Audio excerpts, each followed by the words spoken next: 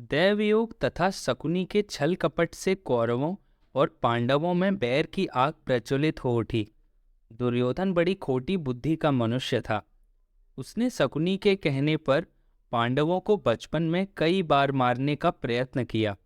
युवावस्था में आकर जब गुणों में उससे अधिक श्रेष्ठ युधिष्ठिर को युवराज बना दिया गया, तो शकुनी ने राक्षस के बने हुए धर में पांडवों को रखकर आग लगाकर उन्हें जलाने का प्रयत्न किया।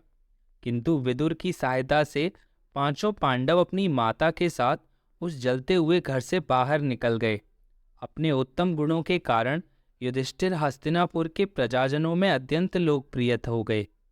उनके गुणों तथा लोकप्रियता को देखते हुए भीष्म पितामह ने धृतराष्ट्र से युधिष्ठिर के राज्याभिषेक कर देने के लिए कहा।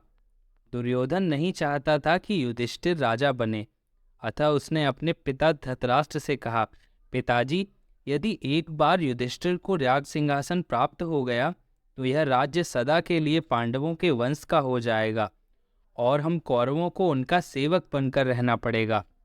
इस पर धृतराष्ट्र बोले, वत्स दुर्योधन, युधिष्ठिर हमारे कुल के संतानों में सबसे बड़ा है, इसलिए इस राज्य पर उसी का अधिकार है।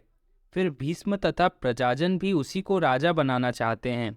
हम इस विषय में कुछ भी नहीं कर सकते। धृतराष्ट्र के वचनों को सुनकर दुर्योधन ने कहा, पिताजी, मैंने इसका प्रबंध कर लिया है, बस आप किसी तरह पांडवों को वारणावत में भेज दें। दुर्योधन ने वारणावत में पांडवों के निवास के लिए पुरोचन नामक शिल्पी से एक भवन का निर्माण कराया था, जो कि लाख, चर्बी, सूखी घास, मूंछ जैसे अत्यंत ज्वलनशील पदार्थों से बना था। दुर्योधन ने पांडवों को उस भवन में जला डालने का षड्यंत्र रचा था। धृतराष्ट्र के कहने पर युधिष्ठिर अपनी माता तथा भाइयों के साथ वारणावत जाने के लिए निकल पड़े। दुर्योधन के षड्यंत्र के विषय में विदुर को पता चल गया, अतः वे वारणावत जाते हुए पांडवों से मार्ग में मिले तथा उनसे बोले, देखो, दुर्योधन ने तुम लोगों के रहने के लिए वारणावत नगर में एक ज्वलनशील पदार्थों का एक भवन बनवाया है, जो आग लगते ही भड़क उठेगा। इसलिए तुम लोग भवन के अंदर से वन तक पहुंचने के लिए एक सुरंग अवश्य बनवा लेना, जिससे कि आग लगने पर तुम लोग अपनी रक्षा कर सको। मैं सुरंग बनाने वाले कारीगर चुपके से तुम लोगों के पास भेज दूंगा। तुम लोग उस लाक्षागृह में अत्यंत सावधानी के साथ रहना।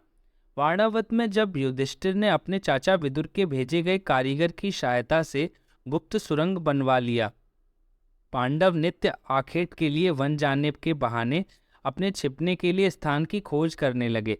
कुछ दिन इसी तरह बिताने के बाद एक दिन युधिष्ठिर ने भीमसेन से कहा, भीम, अब दुष्ट पुरोचन को इसी लाक्षागृह में जलाकर हमें भाग निकलना चाहिए। भीम ने उसी रात्रि पुरोचन को किसी बहाने बुलवाया और उसे उस भवन से एक कक्ष में बंदी बना दिया। उसके पश्चात भवन में आग लगा दी और अपनी माता कुंती एवं भाइयों के साथ सुरंग के रास्ते वन में भाग निकले। लाक्षागृह के भस्म होने का समाचार जब हस्तिनापुर पहुंचा तो पांडवों को मरा समझकर वहां की प्रजा अत्यंत दुखी हुई। दुर्योधन और धृतराष्ट्र सहित सभी कौरवों ने भी शोक मनाने का दिखावा किया और अंत में उन्होंने पांडवों की अंत्येष्टि करवा दी।